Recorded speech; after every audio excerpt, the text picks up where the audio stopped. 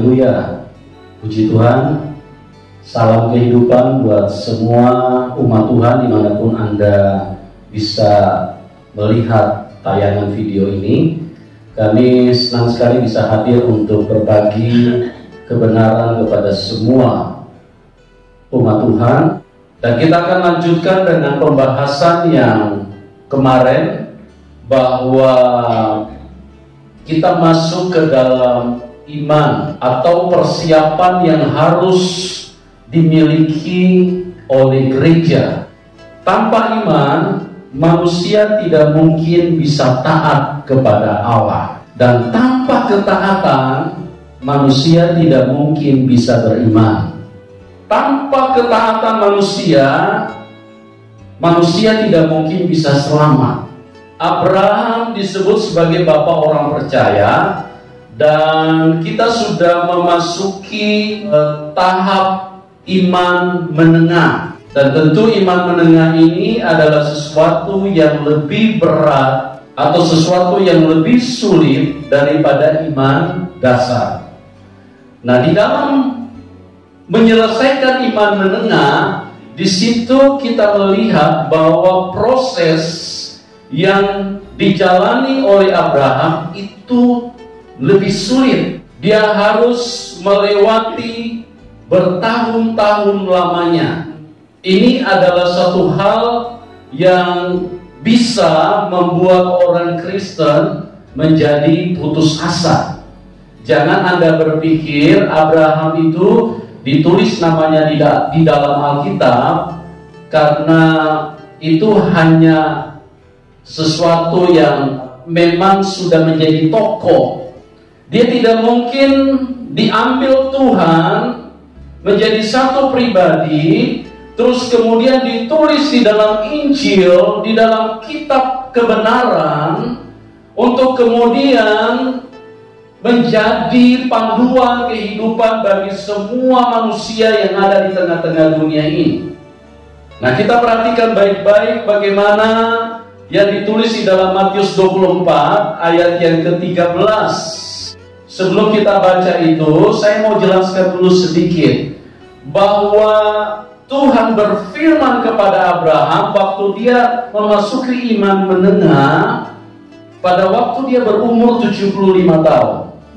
Firman yang disampaikan oleh Tuhan itu digenapi atau direalisasikan oleh Tuhan di dalam hidup Abraham pada saat Abraham berumur 99 tahun. Jadi ada rentang waktu selama 24 tahun. Catatan yang kita perlu perhatikan di situ, waktu Tuhan berfirman di umur Abraham yang 75 tahun, Tuhan tidak berkata kepada Abraham, nanti umur 76, apa yang aku janjikan ini aku realisasikan. Tuhan tidak berkata tahun berapa akan direalisasikan, tetapi hanya disampaikan bahwa aku akan memberikan keturunan kepadamu. Kita sudah bahas di video sebelumnya bahwa Abraham sempat putus asa, sehingga dia salah mengambil keputusan. Akhirnya dia menghampiri Hagar. Itu menunjukkan bahwa di dalam menyelesaikan iman menengah ini, Abraham saja bisa mengalami keputusasaan. Karena dikatakan firman Tuhan, Ismail lahir pada waktu Abraham berumur 86 tahun. Itu artinya pada waktu dia setelah 10 tahun Tuhan berfirman, dia salah mengambil keputusan, dia salah jalan karena saking stresnya.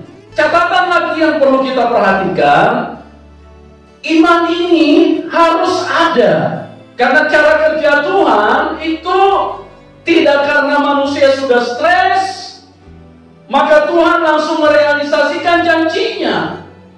Ini kita harus perhatikan cara kerja Tuhan, supaya kita nanti di masa-masa yang sulit, pada waktu antikris menguasai dunia ini, kita juga sudah belajar daripada iman Abraham. Ini yang kita perlu perhatikan baik-baik. Karena cara kerja Tuhan itu tidak bergantung dari stres Anda, dari stresnya manusia, dari stresnya orang Kristen, terus kemudian Tuhan langsung realisasikan, kasihan nih Abraham ini. Daripada dia stres, nanti dia sikat lagi pembantu, mendingan kasih saja, realisasikan saja pada tahun ke-12. Tidak. Tetap Tuhan menunggu, karena Tuhan sudah berkata di dalam firman-Nya, untuk apapun di bawah kolong langit ini, ada waktunya. Nah, perhatikan baik-baik, masa kesukaran, Alkitab mencatat masa kelaparan yang akan dialami oleh dunia ini itu selama 3,5 tahun, karena sudah pernah diberikan contoh di dalam Perjanjian Lama. Jadi pasti akan terjadi seperti itu lagi. Terus kemudian nanti masa antikris selama 3,5 tahun, dia berkuasa dan memerintah. Itu tidak akan hilang selama 3,5 tahun, itu harus tergenapi dulu. Dari hari pertama sampai 3,5 tahun kemudian, antikris terus berkuasa atas dunia ini. Nah, catat baik-baik. Kalau Anda tidak punya iman, melewati iman seperti yang ditunjukkan oleh Abraham, Anda tidak mungkin bisa selamat. Anda tidak mungkin bisa jadi pemenang. Ini kita harus perhatikan baik-baik. Coba kita baca dulu dalam Matius 24 ayat yang ke-13. Tetapi orang yang bertahan sampai pada kesudahannya akan selamat. Iya. Jadi kalau Anda mau menjadi pemenang, kalau Anda mau rapture, Anda harus memiliki iman. Karena orang yang bertahan sampai kepada kesudahannya, orang itulah yang akan selamat. Oke, kita akan lanjut lagi ke iman tertinggi. Dan ini juga kita pelajari melalui seorang tokoh yang sama, yaitu Abraham. Kita nggak usah pindah-pindah. Abraham setelah dia melewati iman menengah, dia tidak berhenti sampai di situ. Karena kalau hanya sampai di iman menengah, maka Abraham tidak mungkin bisa disebut bapak orang percaya, bapak orang beriman. Karena Tuhan sudah tahu mekanisme kerja di dalam dunia ini, Tuhan itu sudah tahu, ya. Iblis itu kerja nanti sampai puncaknya. Nah, kita perhatikan Abraham. Kapan dia memasuki iman dimensi tertinggi? Pada saat Tuhan menyuruh Abraham untuk mempersembahkan Ishak. Kalau saya bisa definisikan bahwa iman yang tertinggi itu adalah bukan kita menunggu lagi apa yang akan Tuhan buat di dalam hidup kita. Tidak seperti itu. Itu hanya iman dasar dan iman menengah. Tapi kalau iman tertinggi, artinya kita harus siap jadi korban. Iman dasar, Tuhan berbuat sesuatu, Abraham menunggu. Iman menengah juga masih sama, walaupun waktunya mungkin lebih panjang. Karena itu di dalam proses penyempurnaan. Karena Tuhan berjanji kepada Abraham bahwa aku akan memberikan anak, akan memberikan keturunan. Nah, itu masih di dalam tahap menengah. Ya, berarti dia masih menunggu sesuatu dari Tuhan. Jadi kita perhatikan baik-baik. Kalau kita masih menunggu apa yang akan Tuhan buat, apa yang akan Tuhan hadirkan di dalam hidup kita, kita belum masuk ke iman tertinggi. Iman tertinggi adalah kita yang berbuat untuk Tuhan, bukan Tuhan lagi yang berbuat untuk kita. Itulah iman tertinggi. Kita tidak menunggu lagi mujizat dari Tuhan, tapi kita yang harus siap dikorbankan sebagai mujizat bagi dunia ini. Tuhan berkata kepada Abraham, Abraham, ya Tuhan, besok bawa anak yang kau kasihi itu ke Bukit Moria. Ya Tuhan. Terus kemudian perintah Tuhan selanjutnya apa? Sampai di sana, sembelihlah dia. Inilah iman tertinggi. Nah, kita pada waktu kita masuk menghadapi situasi masa yang sangat sukar, kita harus sampai kepada iman tertinggi. Jadi kita tidak menunggu sesuatu lagi dari Tuhan, tapi kita harus siap mempersembahkan sesuatu buat Tuhan. Kita harus siap menjadi korban buat Tuhan. Itulah iman tertinggi. Makanya di dalam Roma pasal yang ke-12, persembahkanlah hidupmu sebagai persembahan yang kudus dan hidup. Itulah ibadahmu yang sejati. Dia bawa Ishak menuju ke Bukit Moria. Pada waktu itu Ishak pun tidak tahu apa yang akan terjadi di dalam kehidupannya. Tapi Ishak pun juga tahu. Dan mereka sampai di Bukit Moria. Dan kemudian apa yang terjadi di situ? Ishak diikat dan kemudian dia siap untuk dipersembahkan dan untuk disembelih. Dia harus siap untuk menjadi korban. Itulah iman tertinggi. Nah, kita bandingkan di dalam Alkitab, semua tokoh di dalam Alkitab itu mengalami hal yang sama. Tidak pernah Tuhan beda-bedakan loh. Kalau dari suku Yehuda, perlakuan Tuhan agak sedikit lembut. Kalau yang dari suku Lewi, maka Tuhan lebih keras. Tuhan tidak pernah beda-bedakan seperti itu. Kita akan lihat satu contoh dalam Alkitab tentang Yohanes Pembaptis. Kita lihat di dalam kitab Yohanes 1 ayat yang ke-29. Pada keesokan harinya Yohanes melihat Tuhan Yesus datang kepadanya, dan ia berkata, "Lihatlah anak domba Allah yang menghapus dosa dunia." Kita perhatikan di situ, Yohanes pun juga mengalami hal yang sama.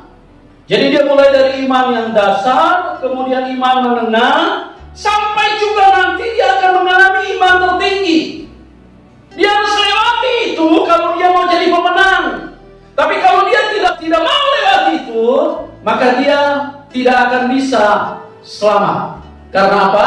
Karena orang yang bertahan sampai kepada kesudahan, maka dia akan selamat. Bertahan sampai kepada kesudahan, itu artinya dia akan dikorbankan, dia akan disembelih. Maaf, saya tidak takut-takutin Anda. Saya pun secara manusia, saya pun juga ketakutan kalau melihat situasi seperti ini. Tapi ini mau tidak mau harus diberitahu. Ini harus kita mengerti. Ini kita harus paham. Untuk menjadi pemenang, untuk menerima keselamatan itu, apalagi kita akan melewati masa antikris. Waktu Yohanes masih berada di level iman menengah, dia masih dengan gagah berbicara. Karena Tuhan masih menyediakan. Dia dengan bangga, dengan membusungkan dada, dia berdiri di depan orang Israel, kan dia lagi dipuji-puji. Siapa yang tidak tahu Yohanes Pembaptis? Seorang nabi besar bangkit di antara orang Israel. Dia berdiri dan dia berkata, "Lihat anak domba Allah yang akan menghapus isi dosa dunia ini." Dengan begitu lantang dia bicara, dengan begitu kuat, dengan begitu berani, dengan begitu pasti dia bicara. Tapi coba pada saat dia memasuki iman tertinggi dan dia harus miliki itu. Kita buka di dalam Matius pasal yang ke-11 ayat 2 sampai dengan 6. Di dalam penjara Yohanes mendengar tentang pekerjaan Kristus. Ya, Yohanes ini adalah Yohanes Pembaptis. Ya, di dalam penjara dia mendengar pekerjaan tentang Kristus. Lalu menyuruh murid-muridnya bertanya kepadanya, "Engkaukah yang akan datang itu? Engkaukah yang akan datang itu? Atau haruskah kami menantikan orang lain?" Tuhan Yesus menjawab mereka. "Pergilah dan katakanlah kepada Yohanes. Apa yang kamu dengar dan kamu lihat. Orang buta melihat. Orang lumpuh berjalan. Orang kusta menjadi tahir. Orang tuli mendengar. Orang mati dibangkitkan. Dan kepada orang miskin diberitakan kabar baik. Dan berbahagialah orang yang tidak menjadi kecewa dan menolak aku.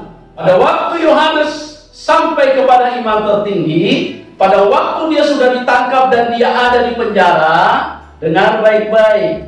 Untuk apa dia ada di penjara? Ini sebentar lagi dia akan dijadikan roti hidup.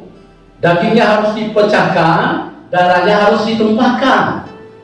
Nah, inilah yang membuat Yohanes hampir gagal.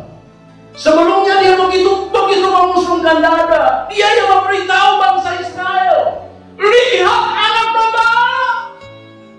Tapi pada waktu iman tertinggi, dia malah panggil murid-muridnya. Coba pergi tanya dulu sana. Jangan-jangan bukan dia ini. Karena saya tunggu-tunggu dalam penjara, dia nggak datang-datang, dia nggak demonstrasi kuasanya. Yohanes kan berharap Tuhan Yesus datang berdiri depan penjara, terus kemudian berkata, terbelahlah penjara, keluarlah kau Yohanes, karena engkau sudah melayani aku, sini kau, aku mengasihi engkau. Dia tunggu-tunggu, rupanya tidak seperti itu. Lihat nih, proses Tuhan harus dipahami dengan jelas. Ya, bagaimana caranya untuk kita menjadi pemenang di dalam menghadapi masa-masa yang sulit.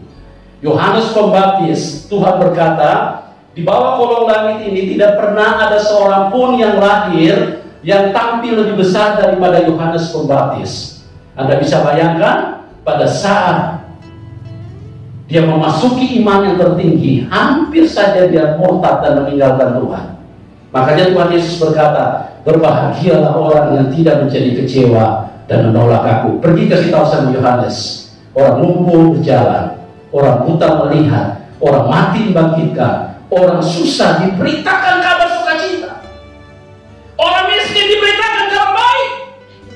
Beritahu kepada Yohanes. Kenapa Yohanes tidak siap? Karena dia memasuki iman tertinggi. Apa itu iman tertinggi? Siap untuk dikorbankan, tidak menunggu mujizat lagi di situ.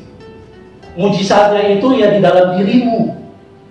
Engkau yang harus dikorbankan, engkau yang harus memuliakan Tuhan, engkau yang harus menunjukkan kepada dunia bahwa sekalipun engkau disembelih, engkau hanya tetap mengasihi dan mempercayai Dia satu-satunya Allah dan tidak ada yang lain. Itulah iman yang tertinggi. Dan semua gereja Tuhan pada saat masuk di masa antikris, masuk di masa aniaya, masuk di mana gereja akan dibantai, disembelih, gereja harus masuk ke iman yang tertinggi. Tapi tolong dicatat baik-baik, umat Tuhan dimanapun Anda berada, kalau engkau tidak pernah melewati iman dasar dan menengah, engkau tidak mungkin bisa memiliki iman tertinggi. Ya, kita lihat nih, iman yang menyelamatkan itu harus iman tertinggi. Kita buka di dalam Lukas pasal yang ke-23 ayat 42 sampai 43. Lalu ia berkata, Tuhan Yesus, ingatlah aku apabila engkau datang sebagai raja. Ingatlah aku apabila engkau datang sebagai raja. Kata Tuhan Yesus kepadanya, Aku berkata kepadamu, sesungguhnya hari ini juga, engkau akan ada bersama-sama dengan aku di dalam Firdaus. Engkau ada bersama-sama dengan aku di dalam Firdaus. Ini penjahat di kayu salib. Penjahat ini punya iman yang sekelas Abraham, punya iman tertinggi di dalam hidup ini. Kenapa? Karena pada saat di atas kayu salib, Tuhan Yesus tidak lagi buat mujizat, tidak ada sama sekali. Tuhan Yesus tinggal tunggu mau melepaskan nafasnya yang terakhir. Tuhan Yesus sudah siap untuk mati. Tidak ada mujizat, tidak ada demonstrasi, tidak ada jalan di atas air, tidak ada bangkitkan orang mati, tidak ada yang seperti itu, sudah tidak ada. Karena apa? Karena memang saatnya dunia ini akan menyembelih orang-orang Kristen. Dimulai dari Tuhan Yesus sebagai batu penjuru. Ingat nih, orang Kristen akan sampai ke tahap ini pada saat Antikris berkuasa, akan disembelih. Dan apa yang terjadi dengan penjahat di kayu salib? Dialah satu-satunya orang yang memiliki iman tertinggi pada saat itu. Dia berkata, Tuhan Yesus, ingat aku apabila engkau datang sebagai raja di atas segala raja. Tuhan tidak buat apa-apa. Bahkan dia pun juga akan disembelih di situ. Tapi sekalipun dia disembelih, dia tetap percaya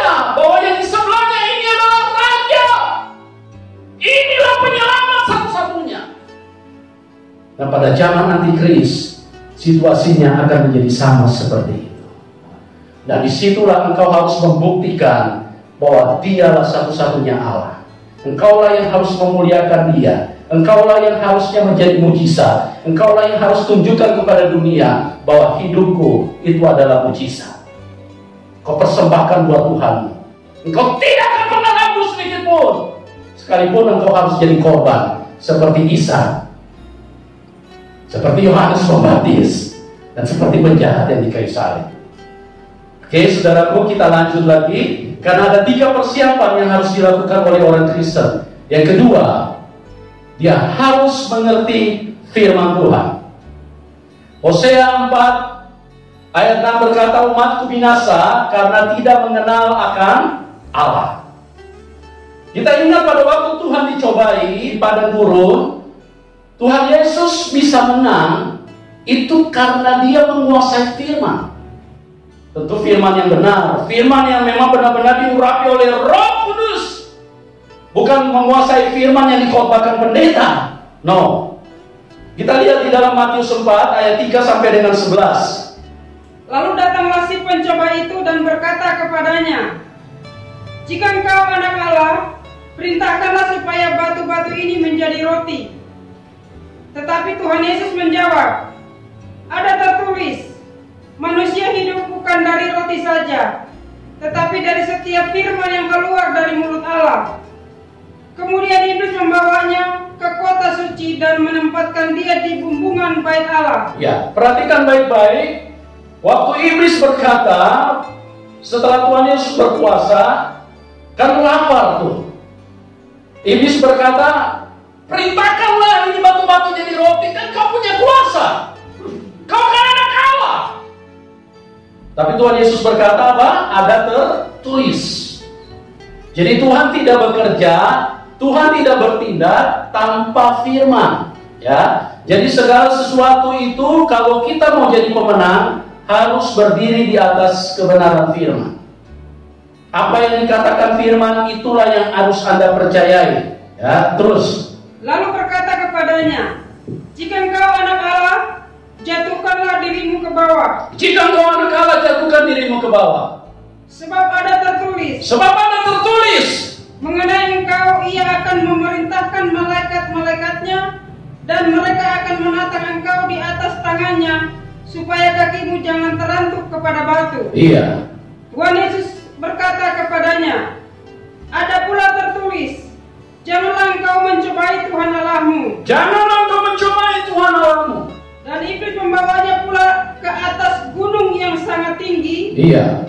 Dan memperlihatkan kepadanya semua kerajaan dunia dengan kemegahannya. Dan berkata kepadanya, semua ini akan kuberikan kepadamu jika engkau sujud menyembah aku.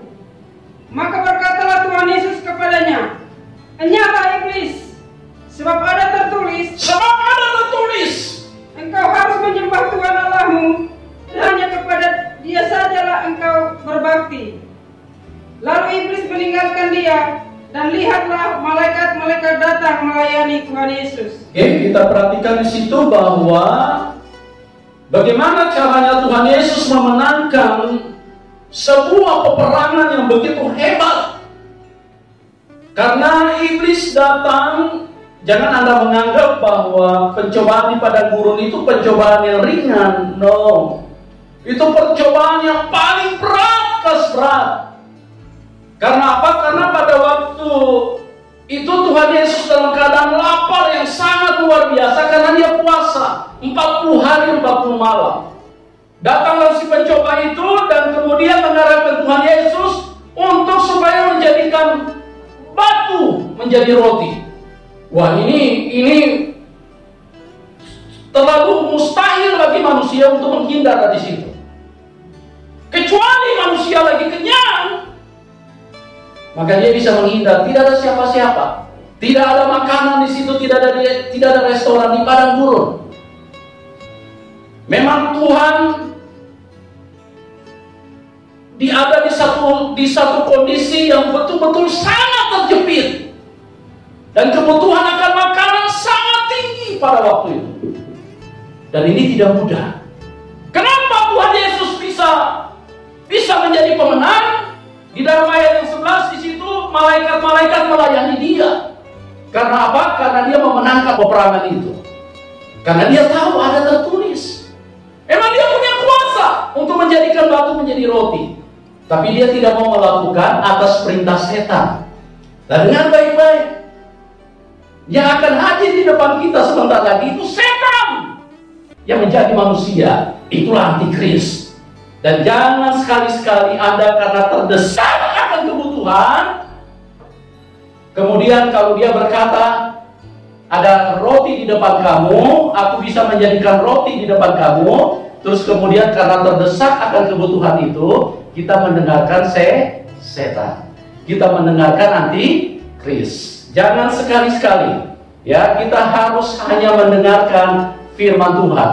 Karena firman Tuhan sudah berkata segala sesuatu ada tertulis. Itulah kebenaran yang Anda harus pegang.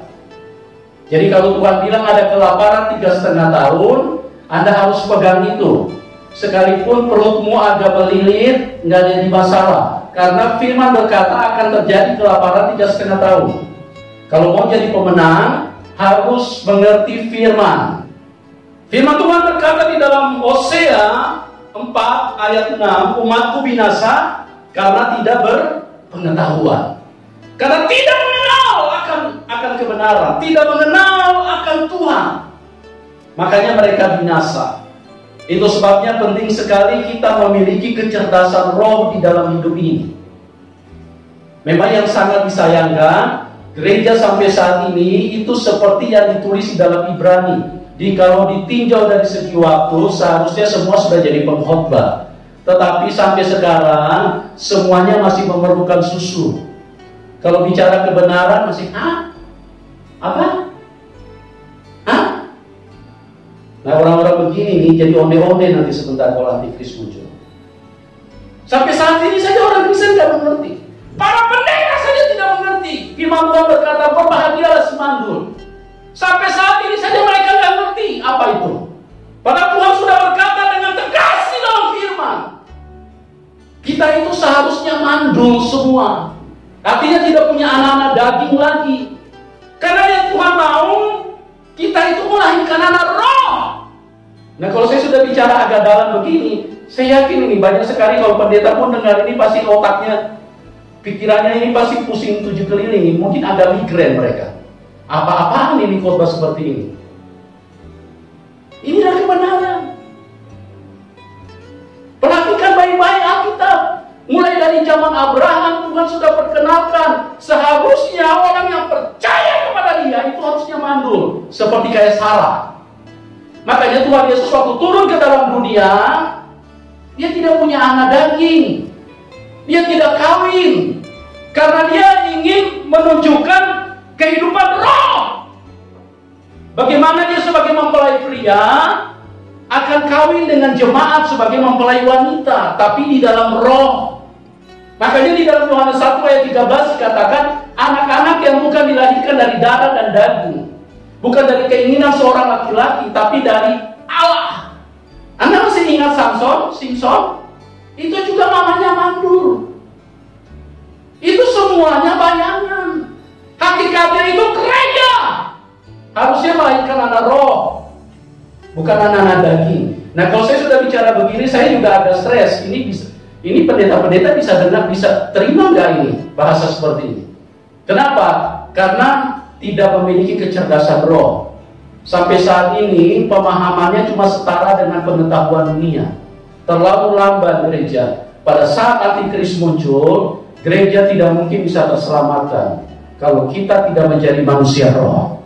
Sampai pada saat Tuhan Yesus mau turun ke dalam dunia, itu Tuhan perkenalkan kembali melalui Elisabet dan Zakaria. Elisabet juga mandul, tidak punya anak. Siapa yang buat yang mandul? Ya Tuhan. Karena memang sebetulnya Tuhan itu ingin menghentikan kehidupan daging. Tuhan ingin menghentikan kehidupan jasmani. Cuma pendeta-pendeta nggak ngerti. Malah banyak pendeta yang mengajarkan kepada jemaat, milikilah banyak anak. punya banyak keturunan supaya umat Kristen makin banyak di tengah-tengah Indonesia ini. Kasihan sekali, kasihan deh lu. Gak tahu mereka ini ada terhubung dengan Bapa di surga, apa terhubung dengan dunia. Saya terus terang, kadang-kadang saya agak terguncang, kadang-kadang saya juga agak takut. Kadang kalau bicara seperti ini, saya takut banyak orang yang tidak siap untuk terima. Tapi apa boleh buatlah. Ini antikris sudah akan berdiri di depan kita, tapi kita nggak pandai-pandai. Ya bagaimana orang Kristen bisa tambah pintar? Yang mengajar, yang khotbah pun juga tidak paham akan Alkitab. Dan diajarkan cuma ekonomimu diberkati, pekerjaanmu diberkati, kesehatanmu. Itu terus yang diarahkan. 5 roti dan 2 ekor ikan terus. 12 pakul itu terus yang diarahkan jemaat. Tidak pernah diarahkan roti hidup. Tidak pernah. Nah, saudaraku, mungkin Anda agak sedikit bingung ini kalau saya bicara begini. Tapi kalau Anda mau jelas, Anda tolong lihat YouTube sebelumnya dari part 1 sampai dengan part yang saat ini, supaya Anda bisa mengerti. Karena di bagian-bagian sebelumnya saya sudah jelaskan sedikit apa roti hidup itu, supaya Anda tidak tambah bingung di dalam pemahaman, karena ini penting sekali. Ini menentukan keselamatan hidupmu, supaya Anda tidak tersesat. Saya sangat mengasihi Anda semua. Oke, kita lanjut. Kita akan masuk di dalam persiapan yang ketiga, adalah berdoa dengan sungguh-sungguh. Kita buka di dalam Matius 24 ayat yang ke-20. Berdoalah supaya waktu kamu melarikan diri itu jangan jatuh pada musim dingin dan jangan pada hari Sabat. Ada 2 catatan penting di dalam doa yang harus kita lakukan. Itu bukan doa seperti biasa-biasa. Karena Tuhan berkata berdoalah supaya kamu jangan jatuh pada musim dingin atau pada hari Sabat. Coba kita baca ulang ini ayat. Berdoalah supaya waktu kamu melarikan diri itu jangan jatuh pada musim dingin. Jangan jatuh pada musim dingin dan jangan pada hari Sabat. Iya, dan jangan pada hari Sabat. Apa artinya musim dingin? Itu tulang itu linu semua, ngilu. Ya. Itu di dalam tubuh, di dalam kehidupan kita ini pada semua itu pada tidak memungkinkan. Nah, di tengah-tengah suasana seperti itu, Tuhan minta kita berdoa sungguh-sungguh. Ini bukan berdoa seperti kayak doa puasa. No. Ini berdoa bukan seperti kayak doa semalam suntuk di gereja. Itu tulang tidak ngilu-ngilu di situ. Bahkan kita bisa santai-santai pakai bantal, kalau perlu pakai kasur. Itu berdoa enak. Enggak seperti itu. Yang model-model berdoa seperti itu tidak mungkin bisa selamat. Ini tidak memungkinkan kita berdoa, tapi kita harus berdoa lebih sungguh-sungguh lagi di situ. Musim dingin tidak ada satupun yang kita bisa lakukan. Betapa beratnya suasana pada waktu itu. Tapi Tuhan minta berdoalah dengan sungguh-sungguh di saat seperti itu. Atau jangan pada hari Sabat, supaya kamu jangan jatuh pada hari Sabat. Hari Sabat kita sudah tahu tidak ada juga satu pekerjaan pun yang kita bisa lakukan. Semuanya harus berhenti. Tidak bisa berdoa sama sekali. Tidak bisa berdoa di gereja. Tidak bisa berdoa di mobil. Tidak bisa. Itu bukan doa-doa seperti itu lagi. Kalau doa seperti itu bukan hari Sabat. Itu kita masih bisa haleluya, haleluya, haleluya. Biar di depan mobil kita masih bisa haleluya. Itu sudah semua dihentikan pada waktu itu. Nah, di situ doamu harus bangkit jauh lebih sungguh-sungguh, lebih berkualitas, dan lebih daripada sebelumnya. Kalau engkau mau selamat. Masih ingat Tuhan Yesus waktu berdoa di Taman Getsemani? Apa yang dia lakukan di situ? Pada saat dia mau menghadapi antikris, Pada saat waktu itu antikris masih menggunakan tangan manusia, Tuhan berdoa sampai peluhnya seperti tetesan darah. Dia begitu stres secara luar biasa. Tidak ada satupun yang mau berdoa pada waktu itu.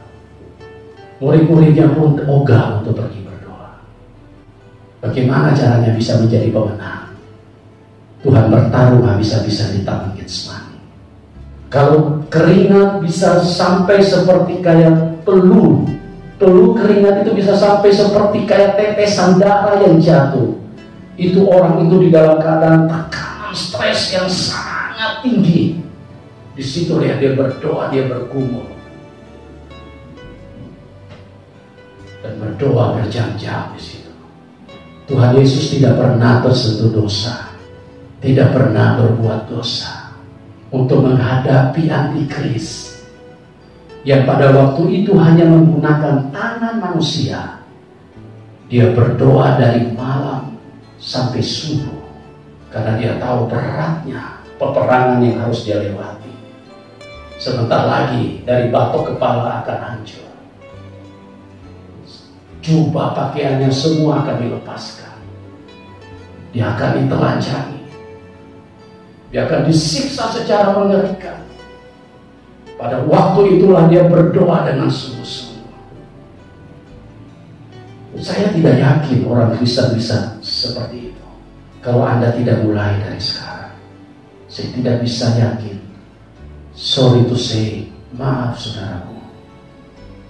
Saya bukan merendahkan siapapun, enggak. Sekali lagi Tuhan tahu hati saya. Saya sangat mengasihi Anda semua. Tapi kalau Anda tidak bangkit dari sekarang, Anda tidak mungkin bisa berdoa seperti itu. Anda tidak mungkin. Karena Tuhan sudah bilang, berdoalah, buat catatan penting, supaya kamu jangan jatuh pada musim dingin dan jangan jatuh pada hari Sabat. Ini situasi yang begitu darurat. Semua serba tidak bisa, tapi Anda dipaksa untuk berdoa. Kalau di dalam waktu yang enak saja Anda malas berdoa, dalam waktu yang seperti saat ini saja Anda masih merdeka untuk berdoa, Anda tidak pernah berdoa. Saya tidak yakin Anda bisa berdoa pada saat itu. Anda jangan tersinggung, saudaraku.